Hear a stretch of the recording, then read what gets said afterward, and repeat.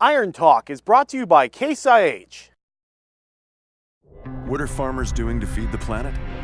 They're using Quadtrek technology, soil management, and planting systems from Case IH to foster a better growing environment that maximizes yield potential.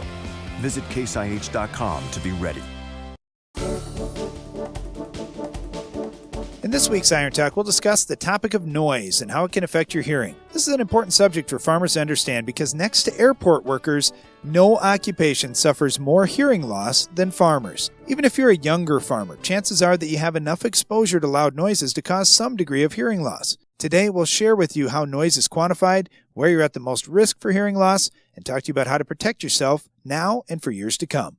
Noise is everywhere on the farm, from a skid loader cleaning out livestock pens to a tractor in the field. As a farmer, you have no choice but to be right in the middle of all the noise from time to time. You understand it's loud, but how loud is too loud? Noise is quantified by the decibel scale. Every 10 decibel increase is twice as loud a noise. For example, for you to hear a noise, it needs to be at least 10 decibels. Leaves rustling in the fall breeze is considered to be about a 40 decibel sound. Some of us talk louder than others, but the conversation at the coffee shop is about 60 decibels. We could sit there and listen and talk all day, and even that loud guy from out of town wouldn't damage our hearing. However, if you're working around equipment, it could be another story. A jackhammer makes a noise at 130 decibels. A shotgun can be 150 decibels or more. Even common tools used in the farm shop like an impact wrench or circular saw can make a noise at greater than 100 decibels. According to the National Safety Council, noises less than 85 decibels for an 8-hour day are safe to the average person. Newer tractor cabs keep equipment noise in the acceptable range provided the windows are closed.